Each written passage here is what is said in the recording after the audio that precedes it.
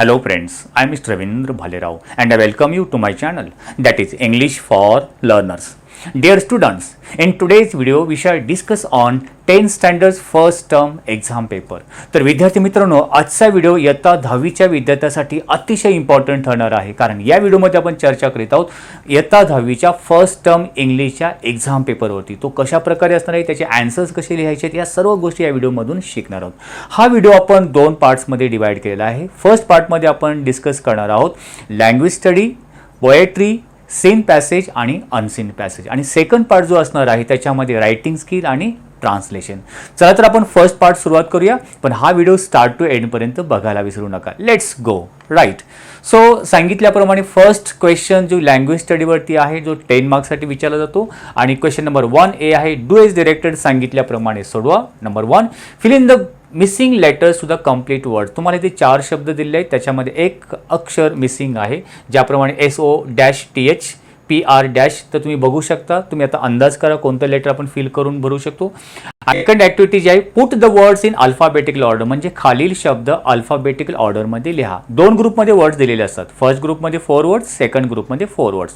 आता ते आन्सर तुम्हाला दिले ते आपण बघूया. ओके. जे इथे लेटर मिसिंग होतं, अक्षर मिसिंग होतं, त्याचं पूर्ण शब्द पहिल्याच्यामध्ये टीचा यूज करून साऊथ, सेकंडमध्ये ईचा यूज करून प्रिटेंड, यामध्ये ओचा यूज करून ब्रदर, अँड फोर्थमध्ये आरचा यूज करून अफ्रेड. जे की आपण अर्थपूर्ण शब्द तयार करत असतो ते तुम्हाला 2 आउट ऑफ 2 मार्क्स सहजपणे मिळू शकतात. ओके. अल्फाबेटिकल ऑर्डरचा आपण आन्सर बघूया. फर्स्ट ग्रुपमध्ये जी पासून स्टार्ट होणारा गोल्ड आहे, त्यानंतर जी नंतर एल येतो, एल पासून लक्झरीज, एल नंतर एस आहे, एस पासून सेक्युलर, आणि एस नंतर डब्ल्यू पासून वेल्थ. असं आपण योग्य अल्फाबेटिकल ऑर्डरमध्ये पहिला ग्रुप आपण ठेवलेला आहे. सेकंड ग्रुपमध्ये जर आपण बघितलं, फर्स्ट लेटर चारही शब्दांचं सेम आहे, मग सेकंड लेटर बघायचं. सेकंडमध्ये पहिल्याच्यामध्ये ई आहे, त्यानंतर आय आहे, आर आहे, ई आहे. मग प्रथम काय, DE पासून डेझर्ट, देन DEV पासून डिव्हॅल्युएशन, आणि DI पासून डिनर, अँड DR पासून ड्रॉट.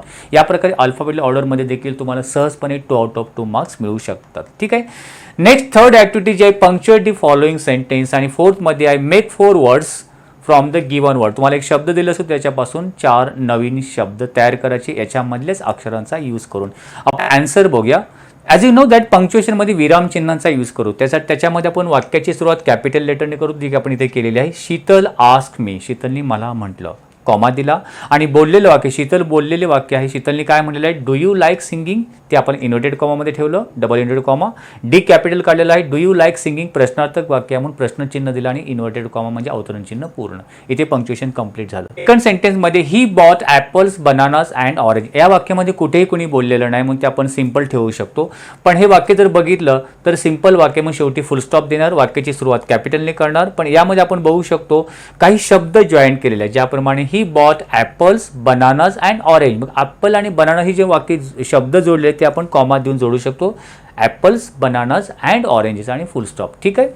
फोर्थ ॲक्टिव्हिटी जी आहे, make 4 words minimum 3 letters using the letters in the word. Knowledge, knowledge हा शब्द दिला, त्याच्यामधलेच लेटर्स म्हणजे अक्षर घेऊन नवीन 4 शब्द बनवायचे. पण अट अशी आहे की जो शब्द तयार करणार 2 अक्षरे किंवा एक अक्षरे नसावं, 3 किंवा 3 पेक्षा जास्त चालेल. आपण केलेलं आहे नो, 4 लेटर्स आहे. त्यानंतर याच्यामध्ये अक्षर घेऊन नॉट, नॉट म्हणजे मान डोलावणे, गॉन, लॉज, एज आणि गुड. या प्रकारे आपण शब्द, खूप इझी आहे, 2 आउट ऑफ 2 मार्क्स सहजपणे मिळू शकतात. नेक्स्ट ॲक्टिव्हिटी नंबर 5 आहे, write related words as shown in the example. एक्झाम्पलमध्ये दाखवल्याप्रमाणे रिलेटेड वर्ड्स लिहा. बुक आणि इंटरेस्टिंग. बुक हा नाऊन आहे आणि त्याला वर्णन करणारा शब्द जो ते इंटरेस्टिंग. बुक कसं आहे, इंटरेस्टिंग. म्हणजे या बुकचं वर्णन करणारे शब्द म्हणजे डिस्क्रायबिंग वर्ड्स आपल्याला ॲडजेक्टिव्ह लिहायचे असतात, आणि अशा प्रकारे आकृती काढून तुम्ही लिहायचे आहेत आन्सर लिहिताना.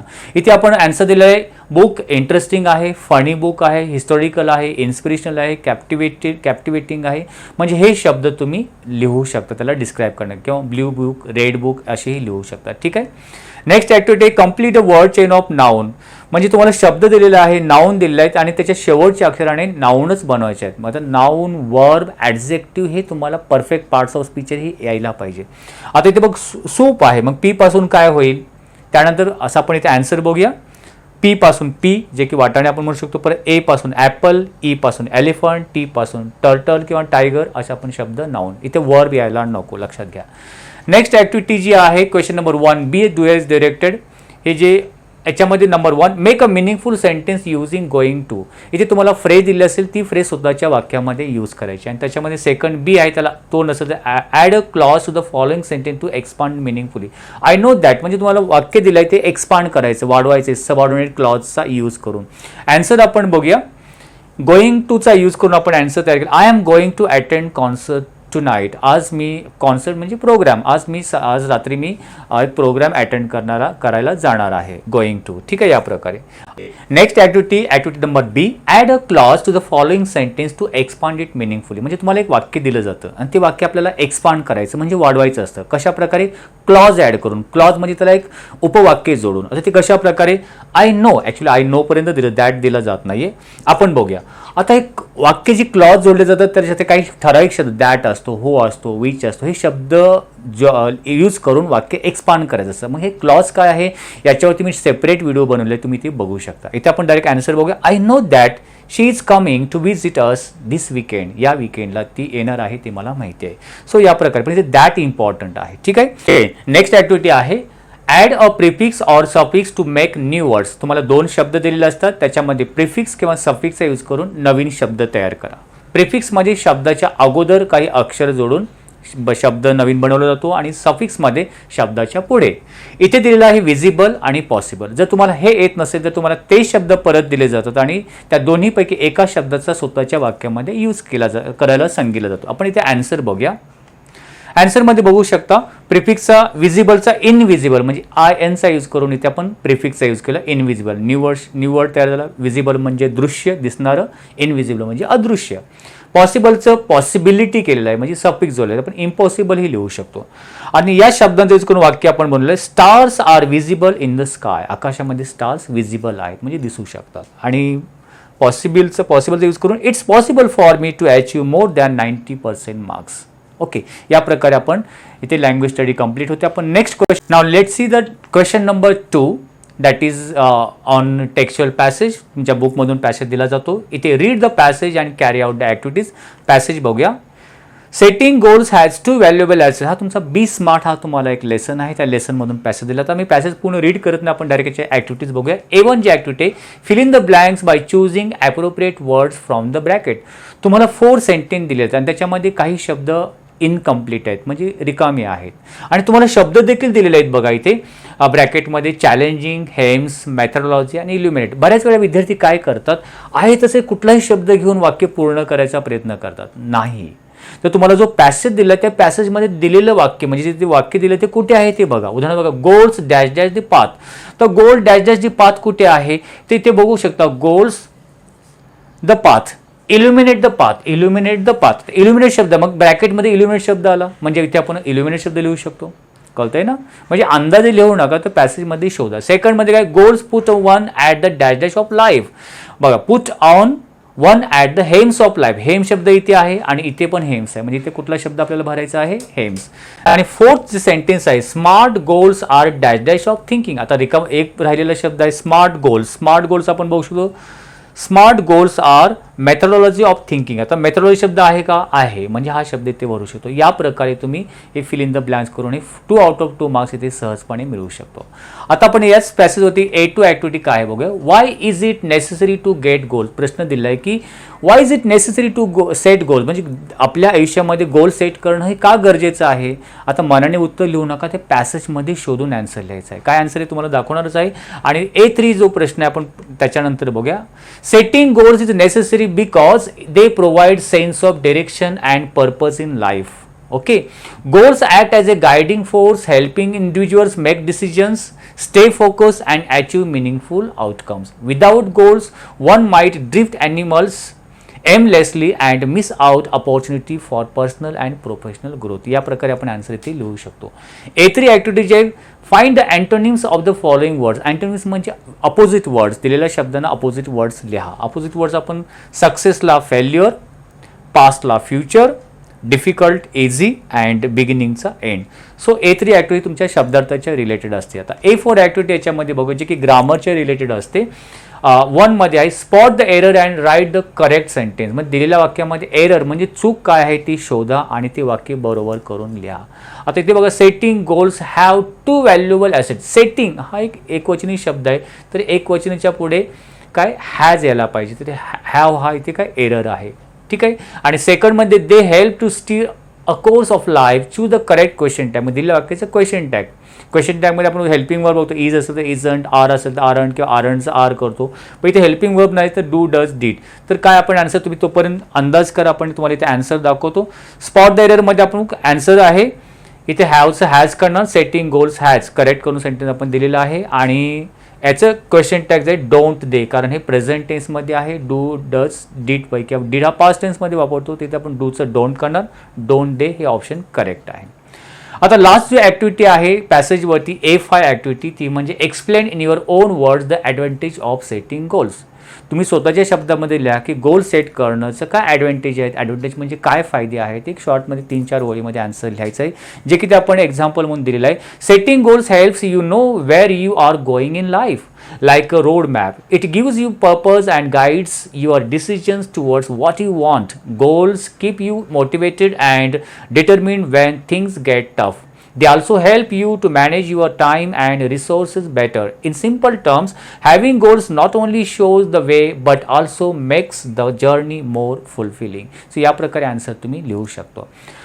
तुम्हाला 2 पॅसेज असतात, सीन पॅसेज, त्यापैकी एक झालेला आहे. तर सेकंड पॅसेज आपण बघूया. तो पॅसेज काय दिला आहे बघा.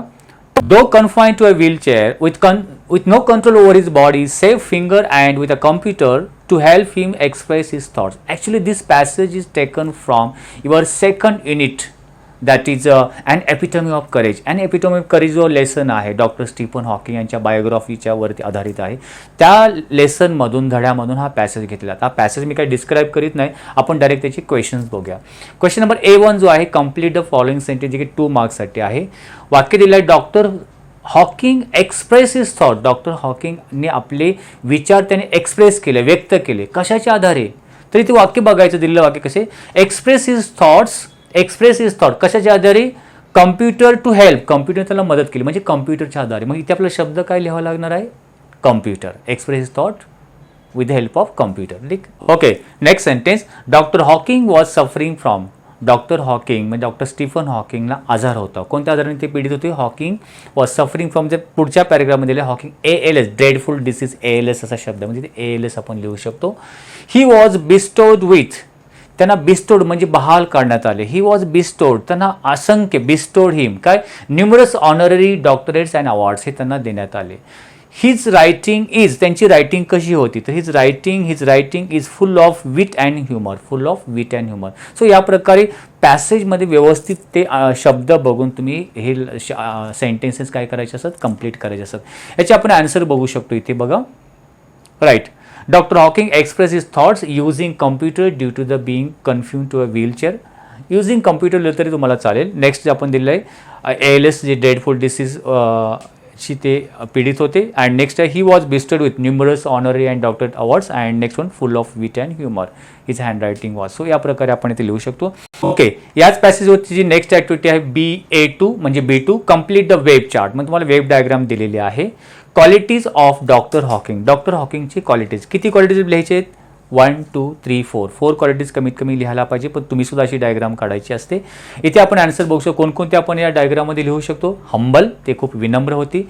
रेझिलियन्स, इंटेलेक्च्युअल ब्रिलियन्स, ते खूप अतिशय ब्रिलियंट किंवा क्लेवर होते. ह्युमिलिटी, त्या नम्रता त्यांच्यामध्ये होते. ऑप्टिमिझम म्हणजे आशावादी होती. इफेक्टिव्ह कम्युनिकेशन, तो हे शब्द आपण इथे लिहू शकतो. ठीक आहे. नेक्स्ट ॲक्टिव्हिटी A3 तुमच्या B3 तुमच्या वर्डच्या रिलेटेड असते. Match the words in column A with दर meaning in column B. Column A आणि कॉलम B मधले शब्द मॅच करायचे आहेत. ओके, आपण प्रोफाऊंड म्हणजे भरपूर प्रमाणामध्ये डायरेक्ट आन्सर बघूया. प्रोफाऊंड म्हणजे व्हेरी डीप, डिमाइस म्हणजे एकदम नष्ट करणे म्हणजे डेथ एक प्रकारे, लुसिड म्हणजे क्लिअर आणि ऑसम म्हणजे व्हेरी इम्प्रेसिव्ह. त्यानंतर नेक्स्ट ॲक्टिव्हिटी जी आहे ती म्हणजे B4, इथे आपण A4 म्हटलं पण B4 ते म्हणजे ग्रामरच्या रिलेटेड असते. Doctor Hawking is a very humble man या वाक्याचं तुम्हाला एक्सक्लेमेटरी सेंटेन्स म्हणजे उद्गाराच्या वाक्यामध्ये चेंज करेल. मी प्रत्येक ग्रामरच्या टॉपिकवरती सेपरेट व्हिडिओ बनवले आहे, ती तुम्ही इथे जर तुम्हाला प्रॉब्लेम वाटत असेल तुम्ही ती बघू शकता, पण इथे आपण डायरेक्ट आन्सर बघत आहोत. ठीक आहे. आणि नेक्स्ट सेंटेन्समध्ये सेंटेन्स दिला त्याची begin your sentence with many books. Actually हे वाक्य तुम्हाला पॅसिव्ह व्हॉइसमध्ये करायचं, ॲक्टिव्हचं पॅसिव्ह व्हॉइसमध्ये, कारण अशा वेळी बिगिन युअर सेंटेन्स विथची जी ब्रॅकेटमध्ये विचारत होती वाक्य मोस्ट ऑफ द टाईम कशी असतात, ॲक्टिव्हचं पॅसिव्ह व्हॉइसमध्ये किंवा पॅसिव्हचं ॲक्टिव्ह व्हॉइसमध्ये करायला सांगतात. आन्सर आपण बघूया. Hawking is very humble man. What a humble man doctor Hawking is आणि उद्गारवाचक चिन्ह. आता याच्यामध्ये he has authorise many books. He subject आहे, ऑथोराइज्ड वर्ब आहे, मेनी बुक्स ऑब्जेक्ट आहे. मग ऑब्जेक्टने सुरुवात मेनी बुक्स, हॅव किंवा हॅज आल्यानंतर हॅव बीन किंवा हॅज बीन. इथे मेनी बुक्स प्लुरल आहे, अनेकवचन म्हणून हॅव बीन ऑथराइज. PPT म्हणजे क्रियापद तिसरे रूप बाय हिम या प्रकारे. ठीक आहे. आता लास्ट जो क्वेश्चन विचार पर्सनल रिस्पॉन्स टाईप क्वेश्चन ते म्हणजे if you meet a disabled person. तुम्ही जर अशा प्रकारे एखाद्या डिसेबल म्हणजे एक अपंगत्व असलेला व्यक्तीला भेटलात, how will you behave with him. तुम्ही त्याच्याशी कशा प्रकारे बिहेव किंवा वागाल याप्रमाणे. आन्सर आपण दिलेलं एक एक्झाम्पल म्हणून I would treat a disabled person with respect and empathy. ते रिस्पेक्ट त्याचा आदर करील, त्याला एम्पॅथी म्हणजे एक सहानुभूतीपूर्वक त्याच्याशी वागेल. Recognising their abilities and focusing on shared interest. It's important to be considerate, inclusive and supportive, fostering and environment where everyone feel valued and understood. ठीक आहे. त्याला समजून घेऊन त्याला कम्फर्ट वाटेल, त्याला जे हेल्प करण्याचा प्रयत्न करेल, पण त्याच्यावरती मी क्रिटिसाइज करणार नाही. या प्रकारे आपण आन्सर लिहू शकतो. Okay, now let's the next question that is the section number 3 poetry section for 10 marks. याच्यामध्ये 2 पोएम तुम्हाला विचारले जातील. एक पोएम तुम्हाला क्वेश्चन आन्सरसाठी असेल आणि एक पोएम तुम्हाला ॲप्रिसिएशनसाठी असणार आहे. इथे जे आता पोएम आपण बघूया. O moon give me moonlight, हे बास्केट फुल ऑफ मूनलाईट याच्यामधून पोएट्रीच्या स्टांजा दिलेल्या आहेत आणि त्याच्यावरती क्वेश्चन आहे. तर क्वेश्चन A1 का आहे जो 2 मार्क्ससाठी विचारलेला आहे. Write whether the following statements are true or false. दिलेली वाक्य ट्रू आहेत की फॉल्स आहेत. ट्रू म्हणजे बरोबर, फॉल्स म्हणजे चूक. Okay. The child want to sow the seeds of moonlight behind his house. त्या मुलाला जे सीड्स ऑफ मूनलाईट म्हणजे चंद्र प्रकाशाच्या बिया त्याच्या घराच्या पाठीमागे सो म्हणजे पेरायचे आहेत. आता घराच्या पाठीमागे पेरायचे का. आता हे वाक्य आहे का याच्यामध्ये. ओके. आता ट्रू ऑर फॉल्स कशा प्रकारे आपण लिहू शकतो. ट्रू केव्हा आणि फॉल्स केव्हा. दिलेले वाक्य आहे तसंच जर तुमच्या स्टांजामध्ये किंवा पॅसेजमध्ये असेल तर ते ट्रू, आणि त्या वाक्यामध्ये चेंज असेल म्हणजे अर्थ वेगळा निघत असेल तर ते वाक्य फॉल्स. आता आपण बघूया. First sentence the child wants म्हणजे चाइल्डची इच्छा आहे. या कवितेमध्ये जे चाइल्ड दाखवल्या काय इच्छा आहे. टू सो म्हणजे पेरण्याची. काय पेरण्याची. The seeds of moonlight behind his house म्हणजे चंद्रप्रकाशाचे बिया त्या घराच्या पाठीमागे त्याला पेरायचे आहेत. आता हे वाक्य आहे तसं आलेलं आहे का आपण बघूया. पण याचा आन्सर बघूया. पोएममध्ये हे सेंटेन्स आहे तसं आहे का. Okay.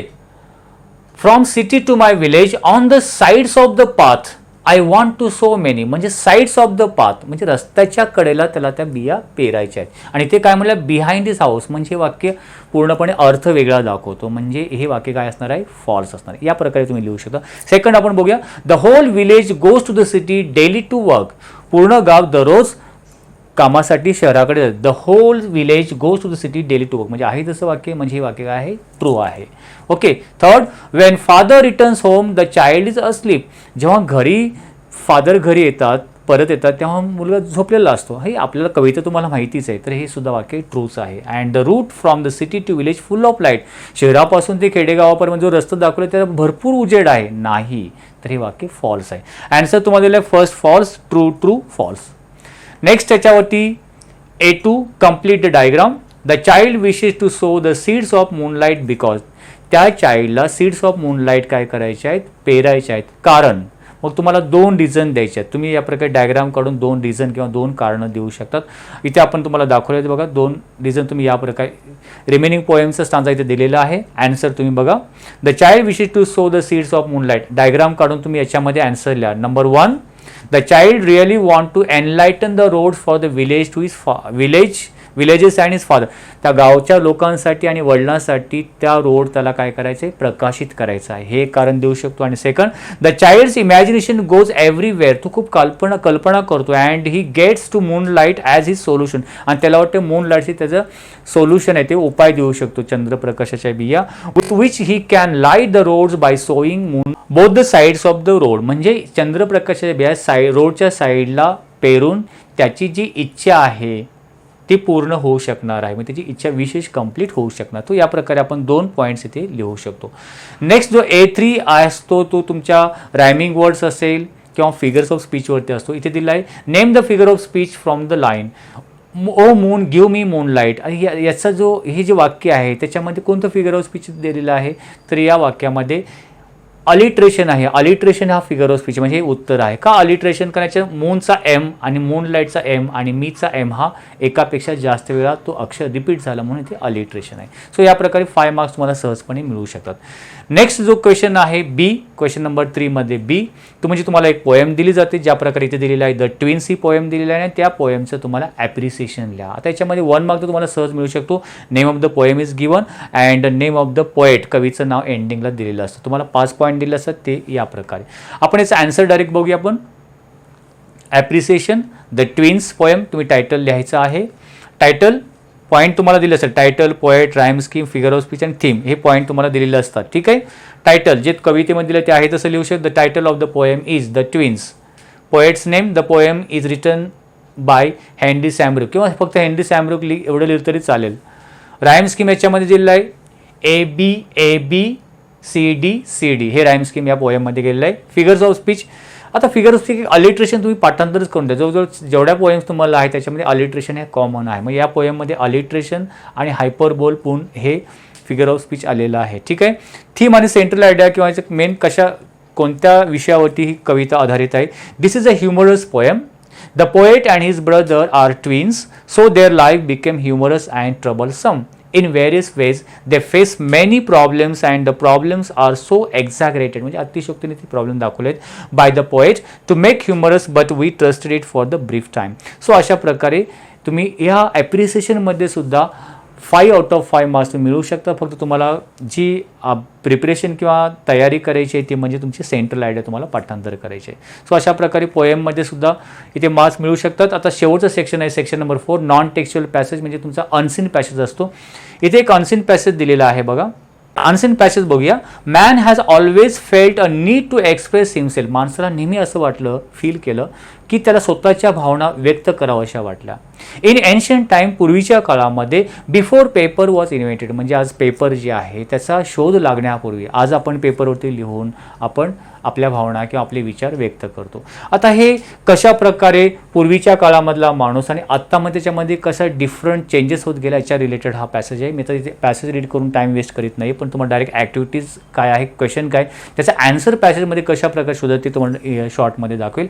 Arrange the following sentences in order of their occurrence in the passage. हा इथे मुलं बऱ्याच वेळा इथे मार्क्स त्यांना मिळत नाहीत. हा पॅसेज इथे तुम्हाला 4 सेंटेन्स दिलेले आहेत आणि ते 4 सेंटेन्स तुम्हाला ऑर्डरमध्ये परत मांडायचे आहेत घटनाक्रमानुसार. म्हणजे काय करायचं आहे, जसं आपण अल्फाबेटली ऑर्डरमध्ये शब्द लिहितो लँग्वेज स्टडीमध्ये, मग हा प्रश्न कशा प्रकारे आन्सर लिहायचा, खूप इझी तुम्हाला याची मेथड दाखवतो.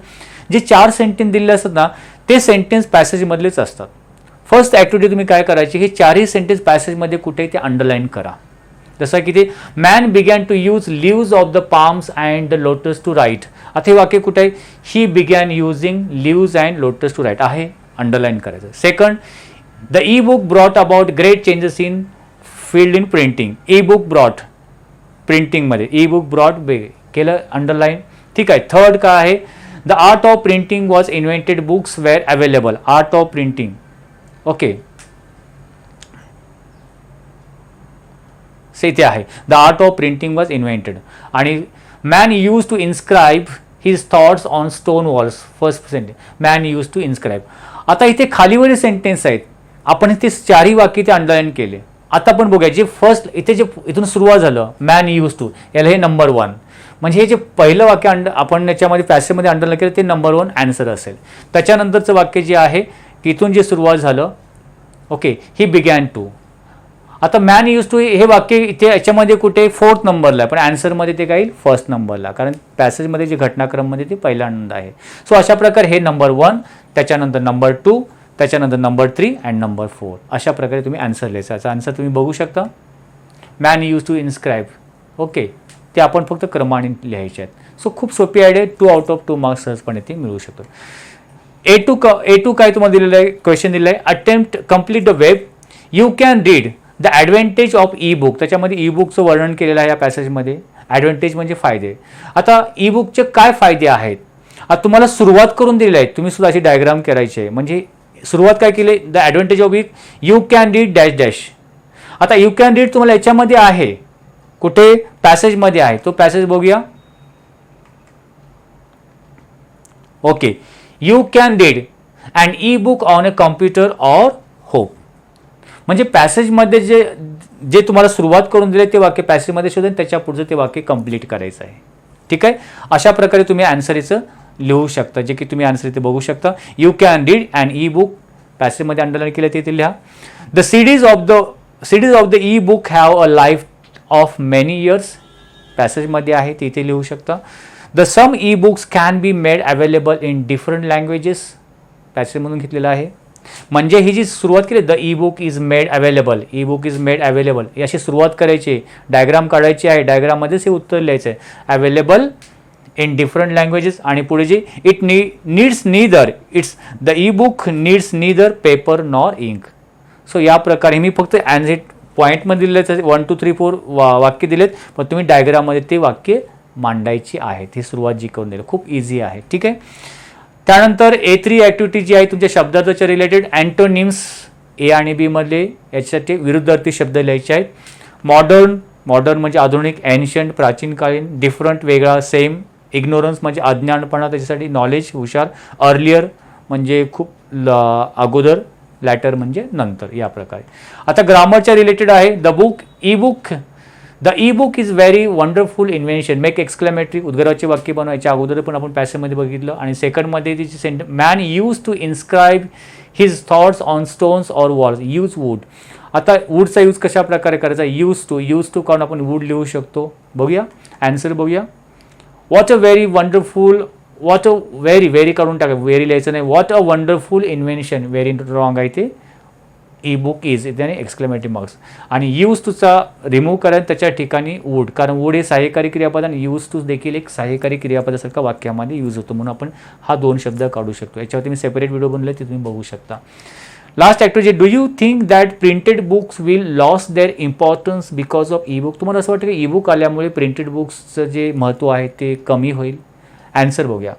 No, I don't think printed books will lose out to ebooks. Some people really love the feel and smell of physical book. जे फिजिकल ओरिजिनल बुक असतं ते खूप रिडिंग करायला किंवा त्याचा जो स्मेल आहे किंवा ते आपल्या जवळ असणं त्याला खूप फील करतात. प्लस हॅव्हिंग कूल बुकशेल्फ, घरामध्ये एक बुकशेल्फ असणं हे एक कूल घरामध्ये एक वातावरण छान ठेवतो. People have a different taste, so both digital and paper books can stick around and make everything happy. So digital book, ebook असू देत किंवा जे आपण फिजिकल बुक असेल, दोन्ही पण आपण त्याच्याशी संबंधित राहणार आहोत. सो या प्रकारे तुम्ही आन्सर लिहू शकता. सो फ्रेंड्स, नेक्स्ट तुम्हाला जो आता अनसीन पॅसेज दिलेला आहे, त्या अनसीन पॅसेजची समरी रायटिंग लिहायची असते. आता तुम्हाला समरी रायटिंग लिहिण्याची एक सोपी आयडिया सांगतो. त्या अनसीन पॅसेजमध्ये A1 आणि A2 जो क्वेश्चन दिलेला आहे ते आणि त्याचं जे आन्सर आहे ते 2 आन्सर आपण जर एकत्रित केलं तर तुमची समरी रायटिंग होऊ शकते. ठीक आहे, write a summary of the passage given आणि comprehension and suggest a suitable title. इथे आपण शॉर्टमध्ये समरी दिली आहे ते तुम्ही लिहू शकता. From rocks to e book म्हणजे ancient time to e book पर्यंतचा प्रवास, अ जर्नी ऑफ एक्सप्रेशन म्हणजे व्यक्त करण्याचा प्रवास, हे एक आपण टायटल दिलेलं आहे, suitable title. The passage talks about how people used to write a stone. लोक पूर्वीच्या काळी स्टोनवरती कशा प्रकारे लिहायचे. And lives way back when printing in 1454 made spreading knowledge easier. Okay, now there is the cool e-book, a digital book you can read on devices. No paper or ink needed and they last long time. They can even be a different languages. The passage ends by saying how awesome the e-book invention is for the future of libraries. म्हणजे त्या पॅसेजमधलीच वाक्य म्हणजे आपल्या शब्दामध्ये थोडक्यामध्ये इथे एक सार म्हणून दिलेले आहेत. तर परत मला आठवण करून देईल, जर अशा प्रकारचे आता जे आपण बघितलं A1 ॲक्टिव्हिटी आणि A2 ॲक्टिव्हिटी या दोन्ही जर आपण कॉम्बिनेशन केलं तर हे आन्सर आपलं तयार होऊ शकतो. सो आपण या प्रकारे या व्हिडिओमध्ये या फर्स्ट टर्म एक्झाम पेपरचे आपण फर्स्ट पार्ट आपण कंप्लीट केलं. रिमेनिंग पार्ट सेकंड पार्टमध्ये आपण रायटिंग स्किल बघणार आहोत. तर विद्यार्थ्यांतून हा व्हिडिओ तुम्हाला निश्चितपणे आवडला असेल तर लाईक आणि शेअर करायला विसरू नका. आणि हो, आता जे आपण व्हिडिओ बघितलं त्याची जी PPT आहे किंवा PDF फॉर्ममध्ये मी डिस्क्रिप्शन बॉक्समध्ये लिंक देईल, तिथे जाऊन तुम्ही चेकआउट करा आणि ती PDF क्वेश्चन आणि आन्सर शीट जी आहे ते तुम्ही डाउनलोड करून घेऊ शकता. क्वेश्चन पेपर वेगळा दिलेला आहे आणि त्याची आन्सर शीट वेगळी दिलेली आहे. So wish you good day, take care, thank you very much.